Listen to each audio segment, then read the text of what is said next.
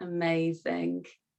Great. So shall we get started? Kate, I think that's most people in now, and I'm sure some more people will join us. As you can see, we're sharing some slides this evening. So if you want to be able to see us and whoever's talking as well as the slides, then you can like do a sort of side-by-side view in the gallery if you would like to. Amazing. Is there anything else that I need to say, Kate, or is that all okay? No, I'm just going to outline the evening a bit. So thank you for coming. Like we said in the invite, we've got some people reading some excerpts this evening that they've contributed to the book. So that will be really exciting to hear from some different contributors. We've got a bit of a creative writing exercise, nothing scary, nothing too miserable.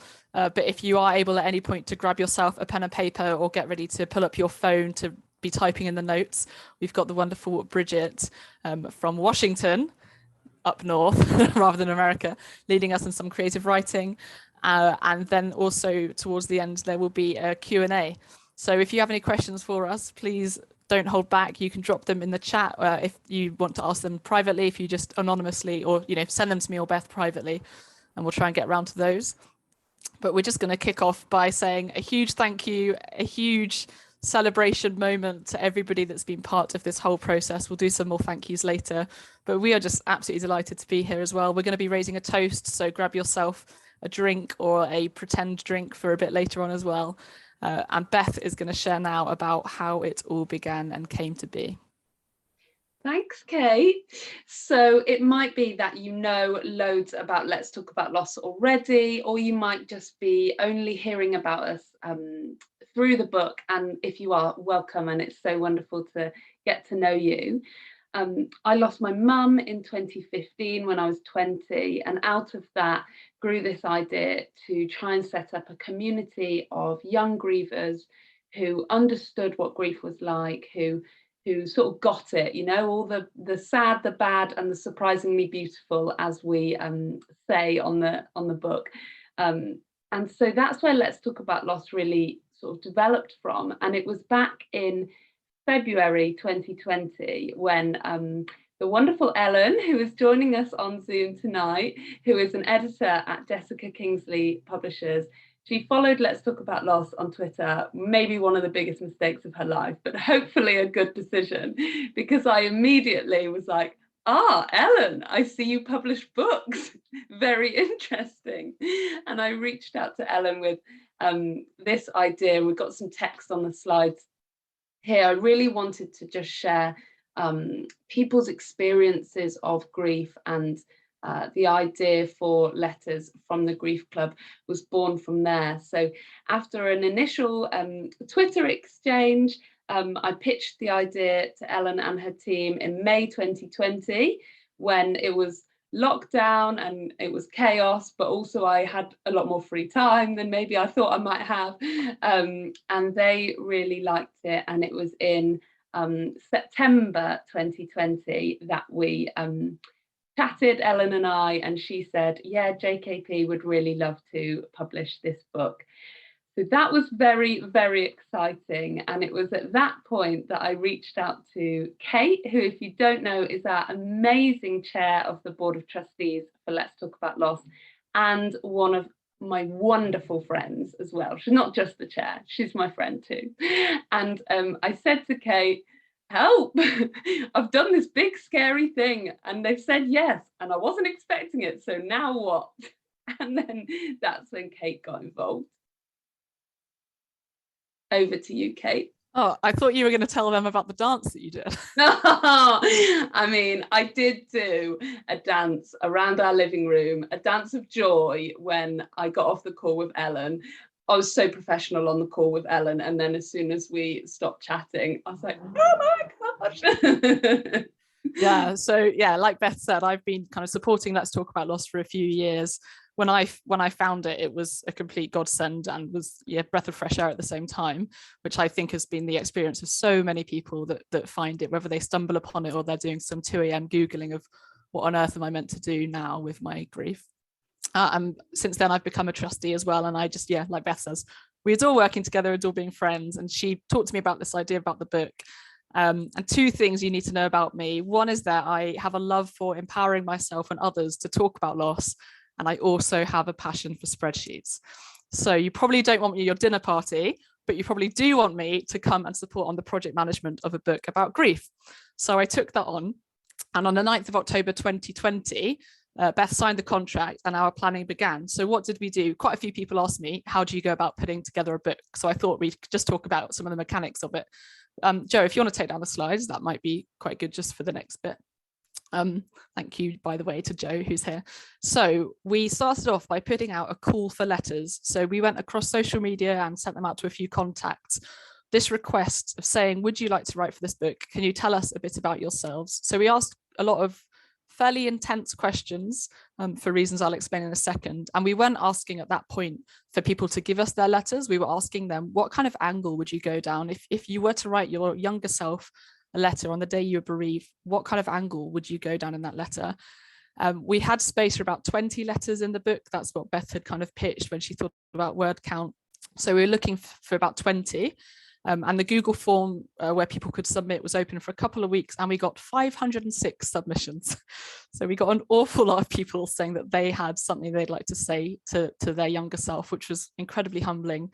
And also very impossible for us to then try and whittle it down. And somehow Beth twisted my arm and we got down to, we'll have 30 letters and 25 interludes, which if you've pre-ordered and you've had a look through, they're just little bits between the letters that break up with something slightly different, whether it's a poem or some lists, or we've got a knitting pattern, we've got some illustration in there, just something in there that breaks up between the letters. So how did we choose the people that would contribute? Because really 506 people could have been in this book.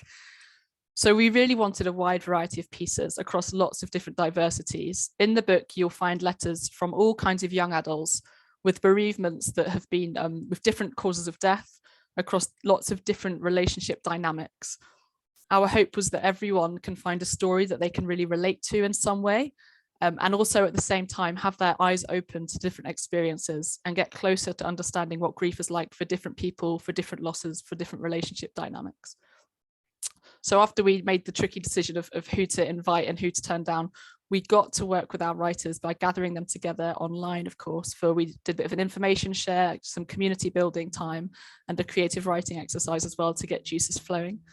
From that point, we had 3 rounds of drafts. So there's lots of back and forth thing where we received letters and interludes from people. Beth and I began editing them and sending back notes. It was a lot of work, but it also wasn't that hard because everything that came to us, the very first round was excellent. And so our notes back was more kind of seeking a bit more clarity on bits, encouraging a bit more honesty, and having to be very brutal about the word count. That was kind of the most painful bit, but it's made it, you know, a pithy and really readable book in our opinions. It was a real joy to do, and it is safe to say that we're happy to do the same for volume 2. We're looking at you, Ellen, from the publishing house. It starts today. So yeah, the letters and interludes were put into order into a manuscript, and last July we bravely sent the manuscript over to Jessica Kingsley Publishers, who got to work on turning a 144-page Word document into a 175-page book that you will hopefully have in your hands now, or you'll have it on order very soon. At the end, towards the end of this, we'll be letting you know where you can order it from and a special discount code as well. So if you've not been able to do that yet, stick around for the end and we'll get that to you. So now we're here and we have it, and we're really excited to have some of the writers share their excerpts tonight. Beth. Thank you so much, Kate. And yeah, just so excited to either have it in our hands or on its way. So we're going to hear from 2 of our contributors now.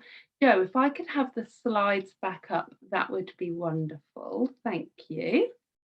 And the first contributor we're going to hear from, oh yeah, this is a lovely slide. Oh, go back, I love this slide. This is a slide with just photos of all of our, well, some of our contributors, sorry, they're not all on here, but these are just some of the wonderful contributors, and we love you all and think you're all fantastic.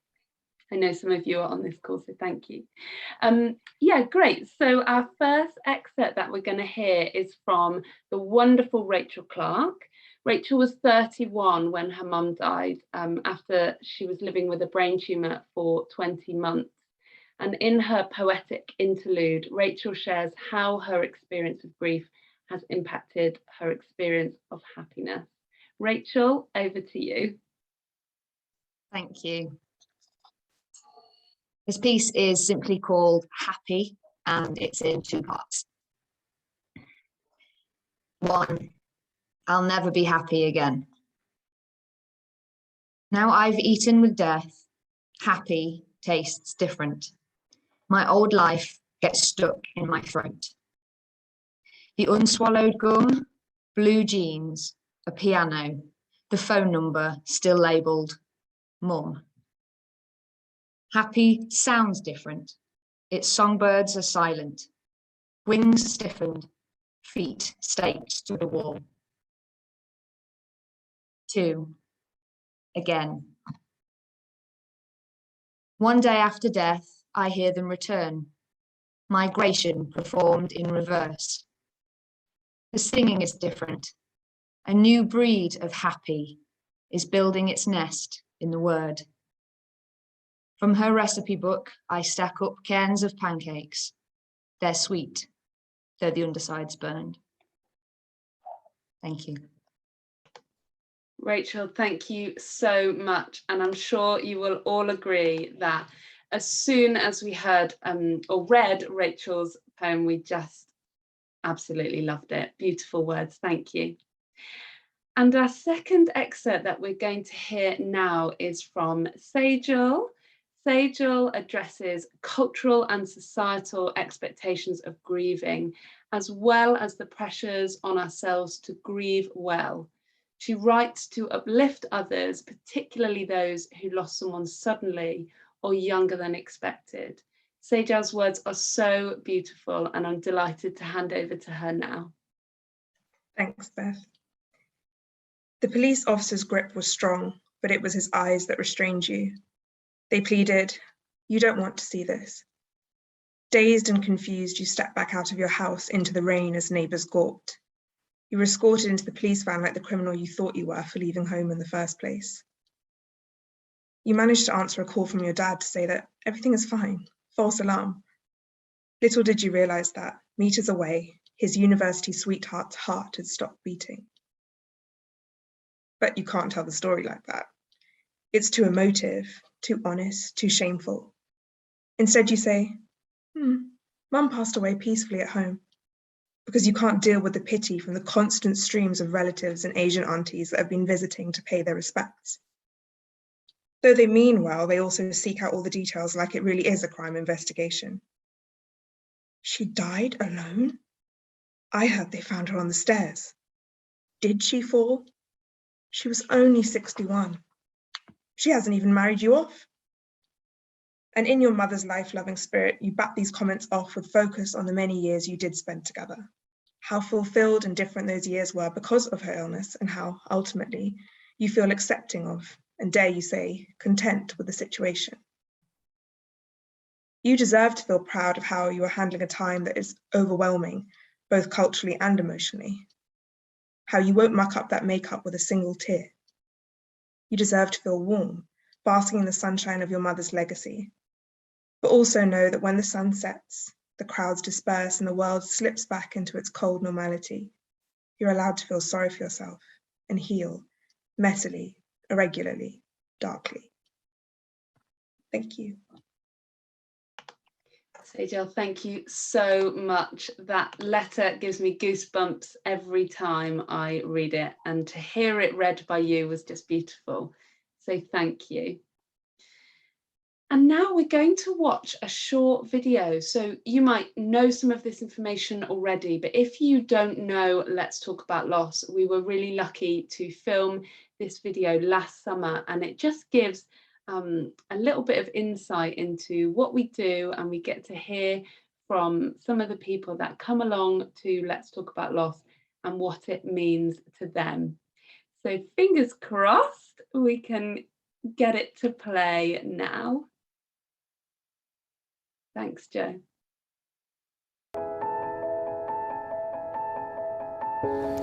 I'm Beth, and I set up Let's Talk About Loss when I lost my mum. I was 20 at that time and just really wanted to find a community of people who got it, who understood grief, And so I started meeting up with friends, and that's where Let's Talk About Loss was born. We meet all over the UK in small groups, maybe between 3 and 10 people, and just hang out. We do things that we do anyway, like going to a park, going bowling, going for a walk, and yeah, just talk about loss when we want to, because we're all bereaved, so we all get it. What's brilliant about Let's Talk About Loss is there are other people within your age bracket who understand and can really feel what you're going through and experience it together, which I think is really nice to just have that bond.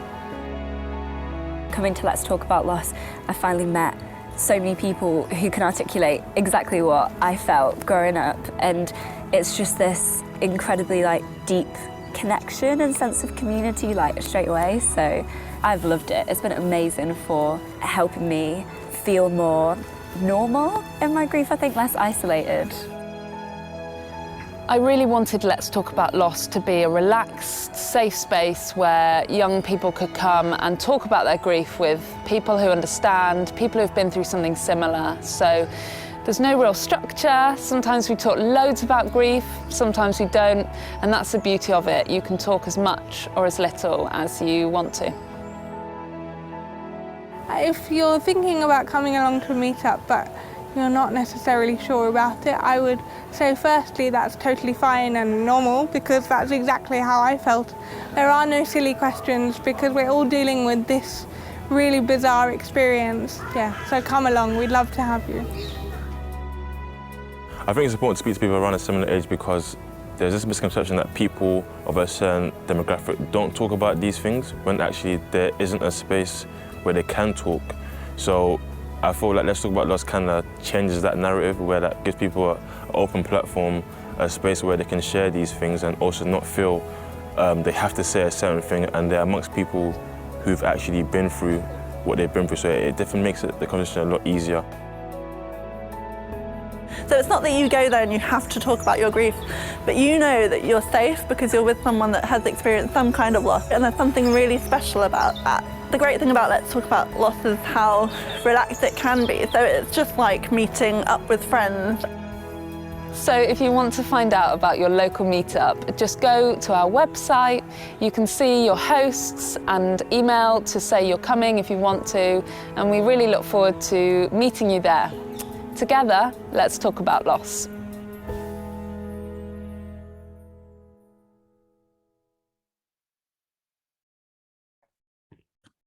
Brilliant. It's a really exciting kind of vision video, hearing from lots of people in the community, some who wrote for the book as well.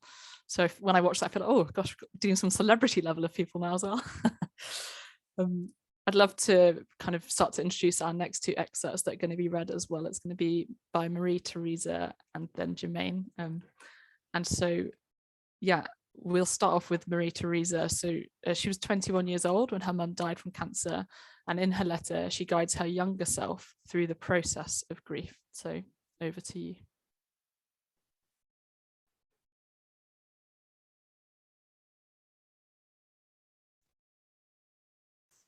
Thank you, Kate. So this passage comes from the middle of my letter. From this experience, you'll gradually appreciate all the layers of your identity as a Coptic, British, Egyptian, Sudanese woman. As time passes, you can pick and choose which parts you want to belong to and which you choose to let go. Don't be afraid to pull out Mama's cookie recipe full of her instinctual and not so accurate measurements and make some batches, enjoying the smell of warm cinnamon, ground cloves and ghee as they bake. Unzip a suitcase full of photo albums hidden under your bed and flick through them, admiring Mama's hand-sewn 90s fashion. Find all the cringeworthy baby photos and post them to G&K on our annoying siblings WhatsApp chat. Over mugs of hot chocolate, ask Baba about his experiences of living in Stan, traveling to Egypt, and the impact of immigration. Let curiosity and intuition guide you along the way. Be bold and create your own traditions, like lighting a candle for Mama in every church you visit abroad. And eventually, you'll find your own connection to spirituality, free from the pressure of well-meaning aunties. While studying at university, you'll discover worlds of women who will guide you with their words when you feel lost. such as Layla Abu Layla, Maya Angelou, Audre Lorde, Toni Morrison, Nawala Sadawi, and Alif Shafak. By reading their narratives, you'll redefine your own, writing pieces down on Starbucks napkins, lost notebooks, and receipts, and expressing the truths of generations of women in your family. Thank you. Thank you so very much. Thank you for that. Jermaine is going to come next. So we'll just, get ready to unmute Jermaine. But so Jermaine was 23 when his dad died, and his mother passed away 2 weeks before his 25th birthday. In his letter, he speaks to his younger and newly bereaved self about the reality of grief and how to navigate through it. And I understand, Jermaine, you've got maybe a quote you want to read. And also I would love you just to quickly talk about, we've got a couple extra minutes. So I'd love to just use this time. If you could talk about your podcast and point people to it, that would be great. Yeah, thanks. First of all, hello, everyone. I'm not sure if you guys can hear me well. Is that? Yeah, loud okay, and clear, good, yeah. Perfect. Good, yeah. It's been brilliant so far, hearing all the other contributors and meeting everyone. And it's, once again, I'm thankful to Beth and Kate for allowing me to be part of this. It means a lot. And yeah, just short. I know we're quite pressed with time, so I won't take up too much time. My grief was definitely not easy, but through it, it's allowed me to develop a passion for sharing about grief, talking about it, which led to the podcast, which me and Ben, who's also bereaved, he lost his parents too. We started in the height of the pandemic, just wanting it to be a space for both of us actually to share our stories and our experiences. But actually, we realized that quite quickly. We wanted to be a platform for other people to share their stories. So I guess we're almost 2 years, about 2 years in now. 2 years in. Sorry, I'm not getting the math. 2 years in, and we've had a larger number of guests, some who are even here today. So that's been brilliant. And honestly, like I said, I'm thankful I'm able to even speak about grief and write about it, because I can imagine, I'm sure you all know, it's not an easy thing to even deal with, one loss is definitely difficult, but two is definitely something that I didn't even anticipate. So it's definitely been a long journey, but like I said, I'm thankful to be able to be in a space where I can talk about it freely and write about it, as I said. So I just wanted to share just a few words from a particular quote from my letter, only because I think it highlights the importance of not only grief, but grieving as a man. I know, I'm sure a lot of us have heard about, a lot of, I would say, myths about men and emotions and even men in grief. So I just wanted to read this particular quote, because I think it highlights something very important about what we need to remember what I need to remember as a man, and I'm sure other men in here, when it comes to grief. So so that quote is in particular is, there's no rule book to grief, and being vulnerable doesn't emasculate you. And the reason why I thought that's so powerful, because a lot of the time, the reason why I struggled with my grief is because I felt as a man, I can't really show emotion in the way I want to, because I feel like I'm not supposed to have, certain emotions, or even not even cry a lot. But I think that was very counterproductive. So I'm glad I'm able to sort of write that in the book to show other men as well, who do read it, that it's not about whether you're a man, you're human first. So I think that's more important. And grief it's not easy. So you have, you have to, it's gonna get you in your emotions. And I think that's only fair to say, and we're humans at the end of the day. So I think it's important to remember that and not be too hard on yourself. So yeah. Great, thank you, Jermaine. Is that you wrapped up? Yeah, amazing. Great. I was like, I want you to just keep talking all night, but yeah, we'll move on. Oh, sorry. No, thanks so much. That's brilliant. So we are now going to hear from Bridget. So I'd love to introduce Bridget. We've got a slide just to talk a bit about her as well, but just for a kind of quick introduction, Bridget lost her dad unexpectedly on Valentine's Day in 2018 when she was 26 years old. She's a member of our Newcastle meetup, and she's also the facilitator for our creative writing about loss group. we've got some details about that will drop in the chat for how you can find out a bit more. But Bridget is going to lead all of us now in a completely accessible creative writing exercise. I go along to the group sometimes and have such a powerful time, and I always think afterwards, why don't I carve out more time to tap into that creative writing side of me? And I've not got a creative writing background, is what I'm saying. You don't have to be someone that's an author or whatever to do it. And and Bridget came along to our meetings when we gathered the community and kind of led us in a couple of exercises, and they in themselves just felt worth it, like instantly. So yeah, use your phones if you want to grab a pen and paper to do something. But Bridget, I'll hand over to you now for 10 minutes. Brilliant, thank you, Kate. And can I just say how much my hair has grown during the pandemic from when I took that photo? I think I need a new photo shoot. If we could sort that out for all the contributors, that we have a photo shoot, that would be great. So I can update my author picture. Hi everybody, thank you so much for being here, and thank you for giving me a little slot to do a little bit of creative writing. As Kate said, I'm going to try and make this as accessible as possible, and because of time constraints and so on, there won't be any requirement to share what you write, so please do just know that it is completely for you, and you'll be able to write without thinking that I'm going to put you on the spot and ask you to say or read out anything. So yeah, I manage the creative writing group for Let's Talk About Loss across the UK. So we have, I think at the last count, about 170 members. And we do all sorts of, we post prompts, we share poems and interesting pieces of writing, and we also do occasional Zoom meetups and things as well. So yeah, someone will post the details for that if you would like to join.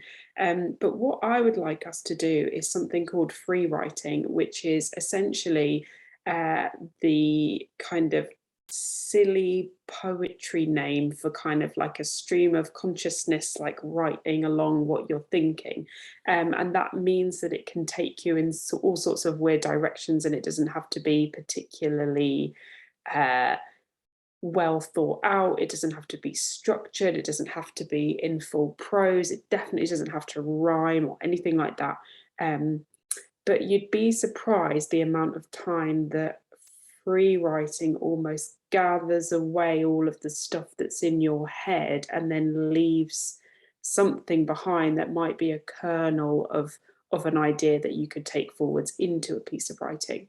And I think we did some free writing when I came to the meetings of the different writers, and did a little bit with them. I should say that my kind of contribution to the book, I've done a little interlude, but there is also a section with some writing prompts in there as well. So if you've liked this one and you want to do a little bit more, then you can find that in the book. So what I would like us to do for the next kind of 5 or 6 minutes is talk about the journey of grief. So with your pen and paper or your phone or whatever you're using, I would like you to do some free writing. And the first sentence I would like you to start with is, at first, grief will, ... I'll write this in the chat as well, so don't worry if you can't remember everything. Once you've written your at first, grief will, and however you finish that, I would like you to spend the entire length of time that I'm giving you to just go, then it will, ... then it will, ... and so on. And then when I tell you that we're about to finish, I would like your final sentence to say, finally, grief will, ... And when I say finally, grief will, it doesn't have to be anything to do with a mystical end of grief. That it doesn't exist. It could be a small piece of a small moment that shows you that some kind of healing is taking place, or some kind of coming to terms, or it may just be finally grief will, I don't know, grief will sit with the rest of your life, or grief will teach you how to smile again, or anything. It can be the tiniest idea. It doesn't have to be finally grief will peacefully go away and you'll never think about it again, because we all know that that's not the case. So I'm going to be quiet, and I'm going to give you 5 minutes. So your first sentence at first, grief will, and then carry on. And I'll let you know when it's time to write your final sentence. Yeah, great idea, Kate. Please feel free to turn your camera off if you have a weird concentration face. We don't mind. I'll let you know how you're doing with time. And yeah, just give it a go and see what you think.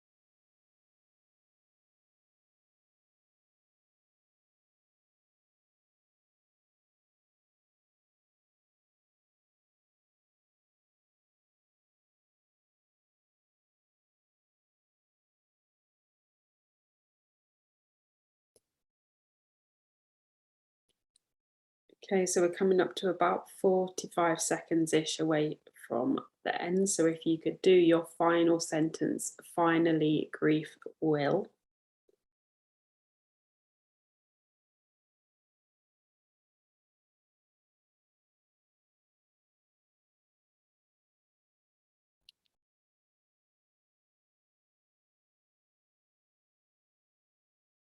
And just as you're finishing off, yeah, just another plug for the loss kind of group that we have on Facebook. You can post all sorts of creative writing in there with a very judgment-free space, and people give lots of feedback, it would, I think putting the first post in is always difficult. So now that you've got a ready-made piece of writing that you've just done, you could literally come in and be like, hello, here's the piece of writing that I just wrote, as a bit of an icebreaker.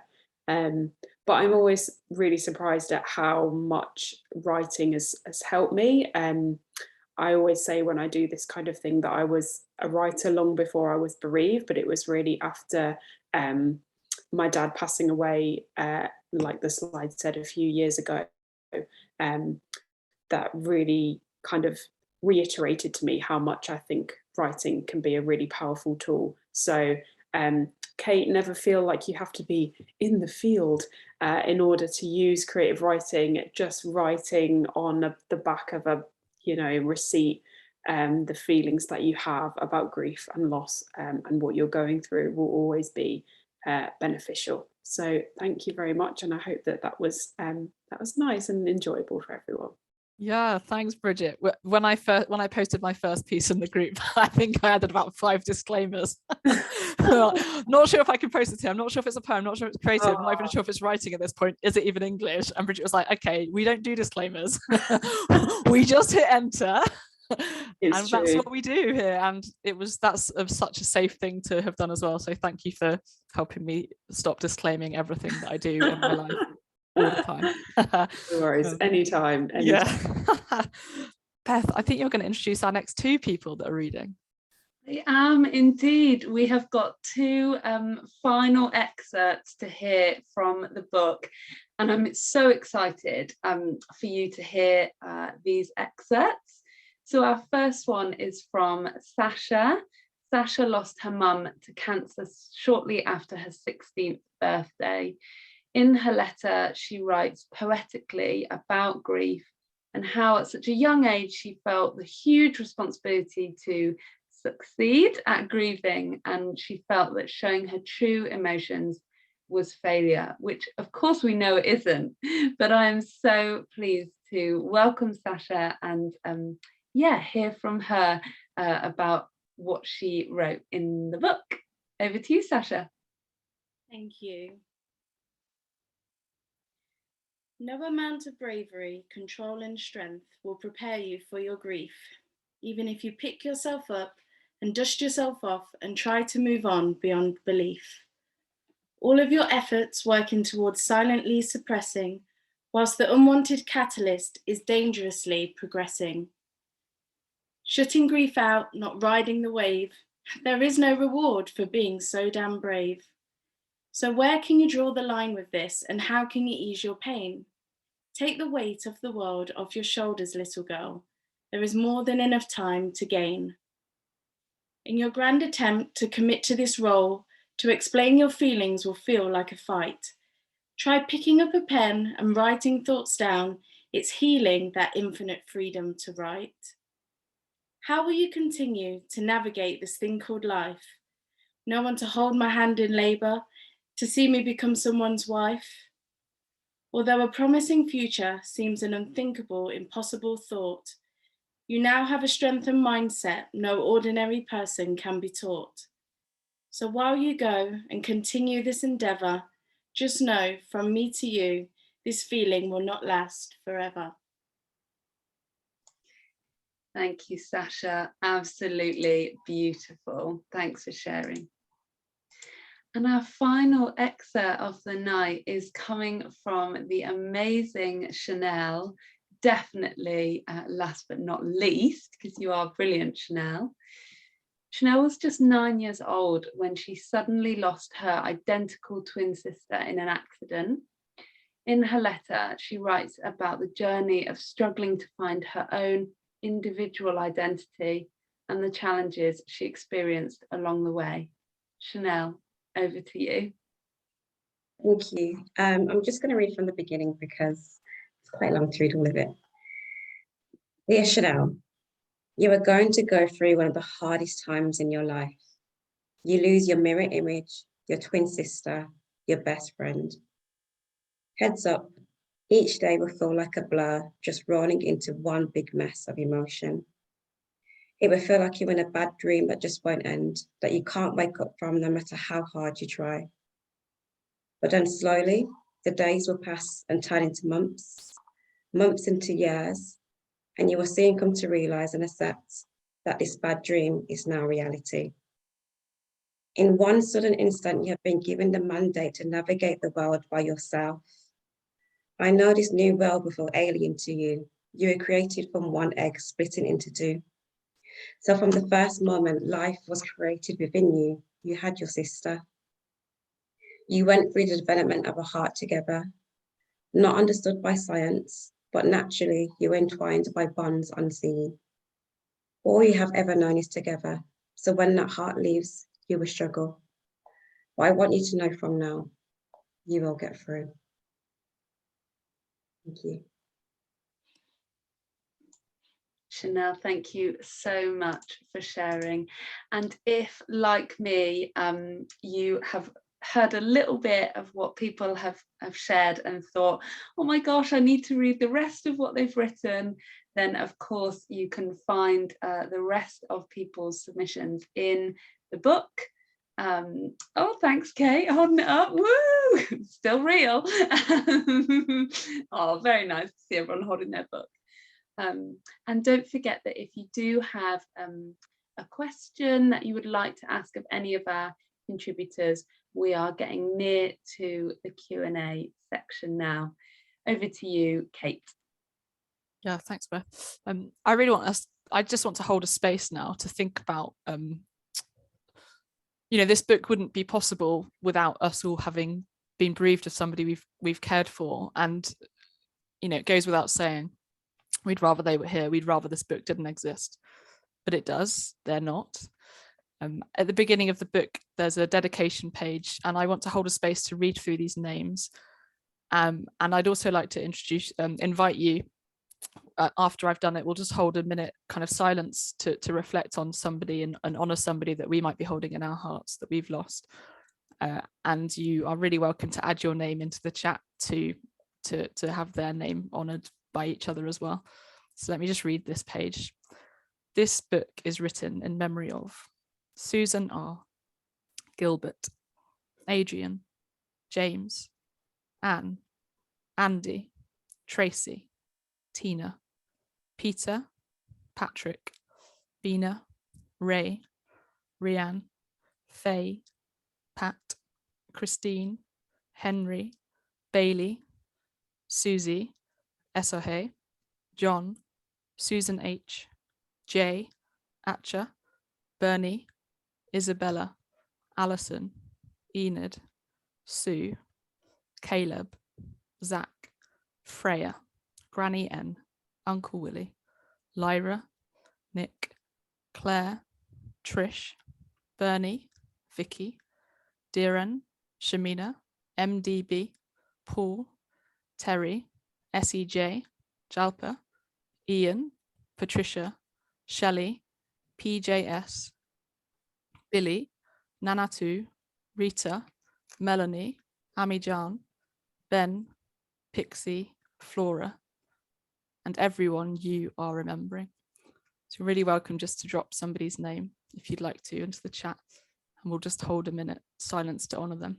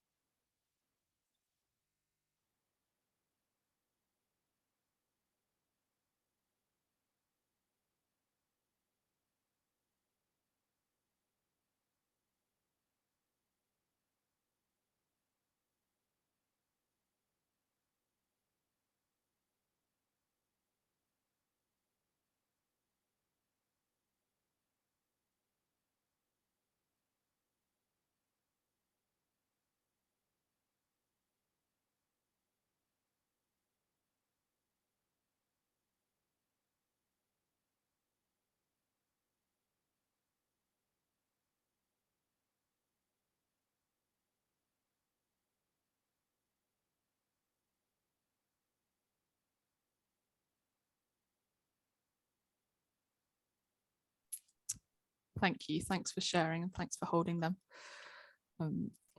There's so much complexity in grief and complicated feelings, uncomfortable feelings around it, as well as joyful ones and times where we reflect with passion. And it's all mixed up. I guess that, that's what I'm trying to say. It's all mixed up there, but this is an evening of celebrating and celebrating lives that were lived.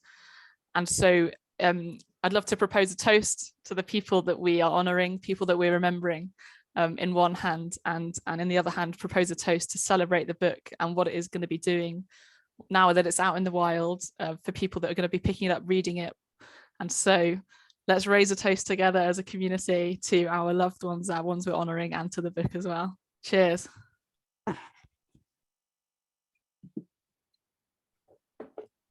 Hurrah. Great. Okay, there is nothing better than doing a cheers with your book in your hand and a glass full of lovely squash. There we go. I think we're having a bit of a Q&A time now. So we've got a couple that have come in. There we are. There's our faces. I think this was the day that we received our copy in the post. Look, I haven't even taken my coat off. That was how excited I was. I was like ripping open the packaging. Beth, I'm just going to ask you this question first. So if someone was to give this book to a friend who was grieving, when in their journey do you think it could be most beneficial? That is such a good question. And annoyingly for whoever asked this question, my answer will not be so simple, because actually I think that we all experience grief so differently. So it might be that for some people, day one, they're searching for something, they're looking for something. That was what my experience was. The evening that we lost Mum, I was literally Googling, like, things to help with grief. What happens now? What should I expect? And a book like this would have been just what I was looking for. However, that's not everyone's experience. So it might be that for some people, we know that when you first experience grief, there's a lot of, shock. And especially if it's a sudden bereavement, it might take that person a bit longer. I think what's really important is that if you would like to gift this book to someone, which is brilliant, and please do, use the book as an opportunity to open a conversation with that person. So we're really passionate about talking about grief. There's nothing to be afraid of. If you would like to give this book to someone, why not just message them and say, hey, I know about this book. I think it would be really, brilliant for you to read it, but also completely appreciate that, you're on a grief journey now, and perhaps you might like to tell me, if you would like me to give you the book at this stage, or if you'd like me to wait, let them sort of, share, how they're feeling with you. But don't be afraid to ask that question, because, as a griever myself, I would have been thrilled to, for someone to ask that question of me, and for someone to think of me, with a book like this or a resource of any kind. So why not just reach out to the person you're thinking of and tell them about the book, but totally let them lead you on when they might be ready for it. That's great. Great question. Beth, I think you're going to ask me a question now. I am indeed. Hang on, let me just find my question to read. Amazing. So, Kate, what about someone who isn't going through a season of grief at this moment? What can the book mean for them as well? Nice. I hadn't prepared this answer, but I knew the question was there.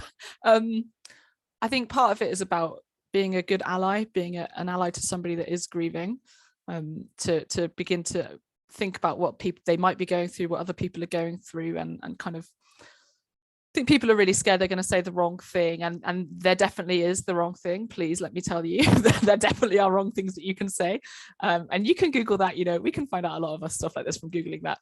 But saying nothing, I think, is also very tricky. And so if you read this, you might begin to get a bit closer to thinking about some of the experiences they might be having, especially at a kind of quiet dead of night when they just can't sleep and they might be going through some things. So to help be an ally. Another reason is that death isn't something that you might experience in this life. You know, it will happen, and so reading something a bit beforehand might help you think about what you might be like and what might support you at the time that comes.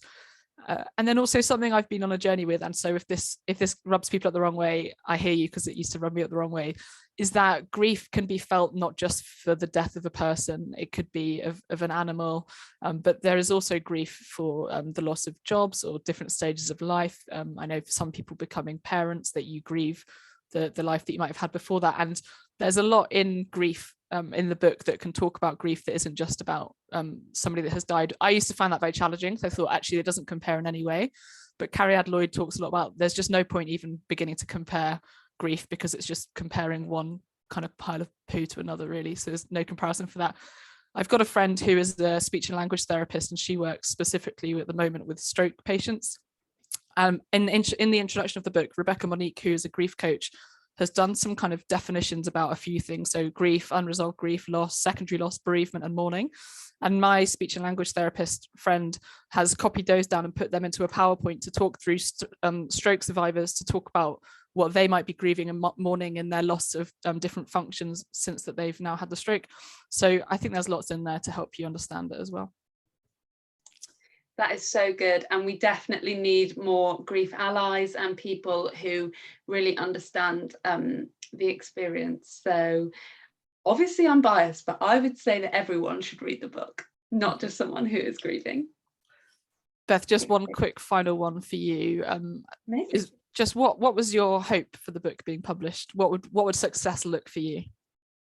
Honestly, this is more than I ever dreamed of.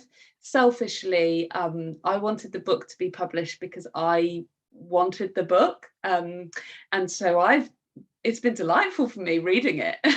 And thank you to everyone for just helping me in my own grief journey. And I think that none of the sort of book was ever meant to, you know, be anything other than just a resource for people who needed it, and for it to sit alongside lots of other great books, but also to be perhaps one of the only books, I won't say only, but one of the only books that is particularly aimed at like young grievers, you know, written by people who are experiencing grief at an earlier like stage in life to their peers, things like that. Yeah, Bridget has said, when I see someone on the train or bus reading it, that'll be when I know we've made it. I also today searched for it on Waterstones, because it's available online, and I was trying to find out if it was in my local store, and it wasn't in the Bristol store, although I have emailed them to try and rectify that, but it was in the store in Bath. So there was a part of me today that nearly just got on the train 15 minutes from Bristol to Bath to go to the Bath Waterstones and see it, but I decided not to. But yeah, that is my big hope for it. Thanks, Kate.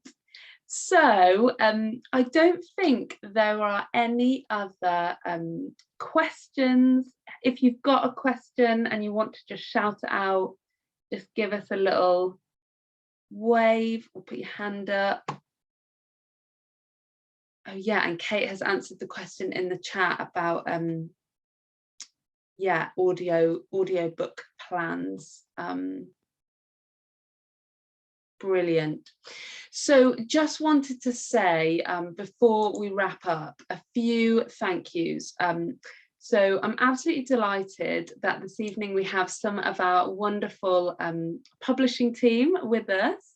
So a special thank you, first of all, to Ellen, our commissioning editor, who was that first person who we spoke to about the book, and also to Gracie, to Paulie, to Charlotte, to Hannah, and to Pippa, and everyone else at JKP who we haven't interacted with but has probably been working really hard behind the scenes. It is a dream come true for us, so thank you so much. Also, a special thank you to some of our volunteers. We've got Catherine, Caris and Anna in particular, who have helped us with creating content and publicising the book. A huge thank you, of course, to all our authors, contributors.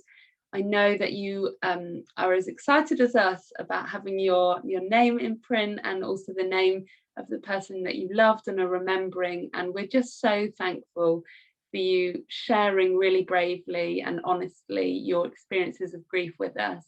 The book would not be a very good book without all of your contributions. So thank you so, so much. And also a special thank you as well to everyone who might have submitted interest in the book but wasn't successful in getting into the book. That was one of the toughest few days for me and Kate, because everyone's submission was incredible. And there have been a few mentions tonight of volume 2, so fingers crossed there'll be more opportunities, but thank you for sharing with us.